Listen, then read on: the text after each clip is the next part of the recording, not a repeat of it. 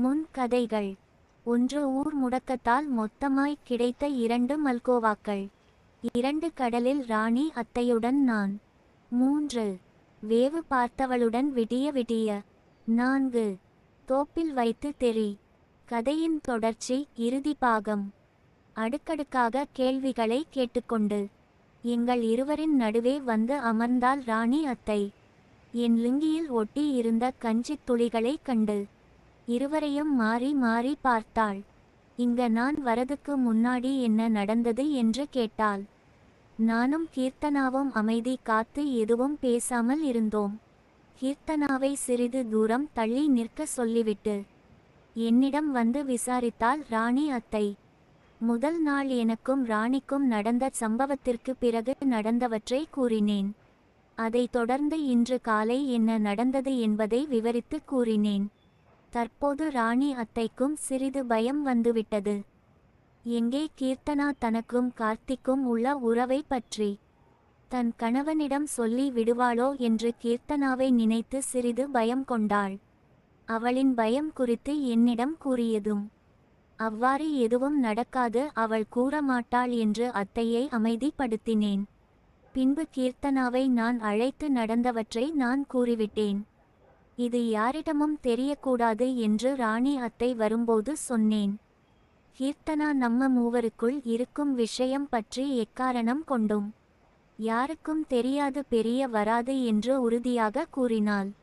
நான் தனியே அவர்கள் முன் நிற்க அவர்கள் இருவரும் அருகே அமர்ந்து கொண்டு ஒருவர் முகத்தை ஒருவர் நேராக பார்க்க முடியாமல் சிறிது சங்கடத்தில் இருந்தனர். அப்போது ராணி அத்தைக்கு போன் வந்தது. போனில் மாமா பேசினார். நடந்து கொண்டிருந்த பிரச்சனைகள் அனைத்தும் முடிந்து விட்டது. எனவே இன்று மாலை முதல் பேருந்து இயக்கப்படும் என்று செய்திகளில் சொல்வதாக கூறினார். போனை வைத்த பின்பு ராணி அத்தை என்னிடம் பேருந்து இயக்கப்படும் செய்தியை கூறினாள். எனக்கும் இந்த சங்கடமான சூழ்நிலையில் இருந்து விடுபடுவதற்கான சரியான நேரமாக இருந்தது. அப்போது மணி 1 மாலை. அங்கிருந்து மதுரையில் இருந்து பேருந்து இங்கு வந்த பின்பே அந்த பேருந்தில் நான் திரும்பி செல்ல வேண்டும். எனவே குறைந்தது 5:30 அல்லது 6 மணி ஆகும். வீட்டிற்கு சென்ற ஓய்வு எடுத்துவிட்டு ஊருக்கு கிளம்பலாம் என்று மனதில் எண்ணிக்கொண்டிருந்தேன். ராணி அத்தையிடம் இதை கூற சரி, எல்லாரும் கிளம்புவோம் என்று. நாங்கள் 3 பேரும் தோப்பில் இருந்து வீட்டிற்கு கிளம்பினோம். ஊருக்குள் வந்ததும் ராணி அத்தை நான் பள்ளிக்கு சென்று வருகிறேன் என்று கூறிவிட்டு என்னிடமும் கீர்த்தனாவிடமும் கூறிவிட்டு கிளம்ப நானும் கீர்த்தனாவும் அவரவர் வீடுகள் நோக்கி நடந்தோம். தெருமுக்கிற்கு வந்ததும் கீர்த்தனாவிடம் கூறிவிட்டு நான் வீட்டிற்கு கிளம்பினேன். எங்கள் வீட்டில் உனக்கும் சேர்த்து சமைத்து இருக்கிறார்கள், அதை நான் எடுத்து வந்து தருவதாக கூறிவிட்டு கீர்த்தனா கிளம்பினாள். வீட்டிற்கு வந்து லுங்கி துவைத்து விட்டு வேறு ஒரு லுங்கியை அணிந்து கொண்டு ஹாலில் டிவி போட்டு அமர்ந்தேன். கீழே உள்ள கதவை மூடாமல் வைத்திருந்தேன். எனவே கீர்த்தனா எந்த ஒரு சத்தமும் இன்றி நேராக மாடிக்கு வந்தாள். கையில் அவள் வீட்டில் சமைத்த உணவை ஒரு பெரிய பானையில் எங்கள் வீட்டில் உள்ள அனைவருக்கும் சேர்த்து எடுத்து கொண்டு வந்திருந்தாள். உள்ளே நுழைந்ததும் அவள் சுற்றும் முட்டும் பார்த்துவிட்டு என்னை அழைத்தாள். வாசல் வரை சென்று அவளிடம் இருந்த அந்த பாத்திரத்தை வாங்கினேன். வீட்டை முழுவதுமாக சுற்றி பார்த்து இன்னும் ராணி மேடம் வரலையா என்று மிக அமைதியாக என்னிடம் கேட்டாள். இல்ல கீர்த்தனா, இன்னும் வரல.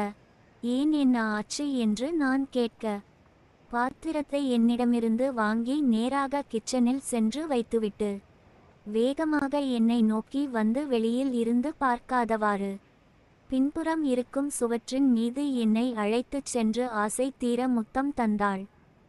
என்னாச்சு கீர்த்தனா, ஏன் இவ்வளவு வேகமா கொடுக்கிற என்று அவளை தடுத்து நிறுத்தினேன். அவ்வளவுதான், நீ கிளம்பிருவ, இதுக்கு அப்புறம் நம்ம எப்ப பார்ப்போம்?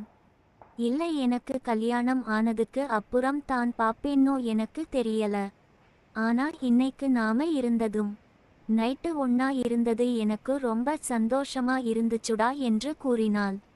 சரி ராணி அத்தை, ஒரு விஷயத்தை நினைச்சு பயப்படுறா. நீ எங்களுக்குள்ள இருக்க உறவை மாமா கிட்ட சொல்லிடுவேன்னு. ப்ளீஸ் அப்படியே எதுவும் சொல்ல மாட்டல என்று அவளிடம் கோரிக்கை வைத்தேன். அவள் என் கன்னத்தை பிடித்து என்னடா சொல்ற, நான் எப்படிடா போய் வெளியே சொல்லுவேன், சொன்னா உனக்கும் எனக்கும் என்ன இருக்குன்னு வெளியே தெரிய வராதா, நான் எதையும் சொல்ல மாட்டேன், அப்படி எல்லாம் எதுவும் யோசிக்காத என்று கூறினாள். அப்போது வாசல் கதவிலிருந்து பின்பக்க சுவற்றை யாரோ எட்டி பார்ப்பது போல் இருக்க சட்டென்று பயந்து இருவரும் விலகினோம். யாரும் இல்லை, ராணி அத்தைதான். எங்கள் இருவரையும் கையும் களவுமாக பிடித்தாள். என்னடா பசங்களா, கதவு திறந்து கிடக்கு, என்ன பண்ணிட்டு இருக்கீங்க என்று கூறிவிட்டு இருவரேன் என்று சொல்லி மீண்டும் மாடிப்படி இறங்கி கீழே சென்றார். கதவை அடைத்து தாழ் போடும் சத்தம் கேட்டது. நானும் கீர்த்தனாவும் ஒரு இன்ச் கூட நகராமல் அதே இடத்தில் நின்று கொண்டிருந்தோம். மாடிக்கு வந்த ராணி எங்களை நோக்கி நடந்து வந்தாள். கீர்த்தனாவை பார்த்து, என்ன கீர்த்தனா, உனக்கு தான் இன்னும் கொஞ்ச நாள்ல கல்யாணமாக போகுது இல்ல, அதுக்குள்ள என்ன அவசரம் என்று கேட்டுக்கொண்டு அவள் அருகே சென்ற அவள் கையை பிடித்து கொண்டு நின்றாள். பதில் ஏதும் கூறாமல் கீர்த்தனா நிற்க என்னை பார்த்த ராணி அத்தை என் கன்னத்தை பிடித்து கிள்ளி கொண்டு சிரிப்புடன், என்னடா பண்ண கீர்த்தனாவே, இப்படி மயங்கி போய் இருக்கா உன்கிட்ட என்று கூறி கீர்த்தனாவை தன் அருகே அழைத்து கொண்டாள். கீர்த்தனாவும் சிறிது குழப்பத்திலிருந்து விடுபட்டு இயல்பாகினாள். அப்போது நானும் சிறிது ரிலாக்ஸ் ஆக நிற்க ஒரு கையில் கீர்த்தனாவின் தோளில் கை போட்டு அருகே ஒரு தோழி போல் நின்று கொண்டிருந்த ராணி அத்தை மறு கையால் என்னை பிடித்து இழுத்தாள். கீர்த்தனா எங்கள் இருவரையும் பார்த்து கொண்டு நின்றாள். முத்தத்தில் இருந்து நாங்கள் இருவரும் விடுபட ராணி அத்தை கீர்த்தனாவை என்னிடம் தள்ளிவிட்டாள். நானும் கீர்த்தனாவும் நிற்க ராணி அத்தை எங்கள் அருகில் வந்தாள். என்னை பார்த்த ராணி என் அருகே வந்து என் கன்னத்தை பிடித்து செல்லமாக கிள்ளி கொண்டு, என்னடா வயசுல பெரியவன்னு பார்த்தாலும் இவள் கல்யாணத்தை தள்ளி போட்டு உனக்கு பொண்ணு கேட்கலாமா கீர்த்தனாவ என்று விளையாட்டாக கேட்டுக்கொண்டே என் மடியில் வந்து அமர்ந்தாள் ராணி. கீர்த்தனாவின் அறிமுகத்திற்கு காரணமாகிய அவளுக்கு நன்றி கூறி ராணியின் குழந்தைகள் வரும் வரை அன்றைய பெரும் ஆட்டத்தை முடிவுரை செய்தேன். என் லுங்கியில் ஒட்டி இருந்த கஞ்சித் துளிகளை கண்டு இருவரையும் மாறி மாறி பார்த்தாள். இங்க நான் வரதுக்கு முன்னாடி என்ன நடந்தது என்று கேட்டாள். நானும் கீர்த்தனாவும் அமைதி காத்து எதுவும் பேசாமல் இருந்தோம். கீர்த்தனாவை சிறிது தூரம் தள்ளி நிற்க சொல்லிவிட்டு என்னிடம் வந்து விசாரித்தாள் ராணி அத்தை. முதல் நாள் எனக்கும் ராணிக்கும் நடந்த சம்பவத்திற்கு பிறகு நடந்தவற்றை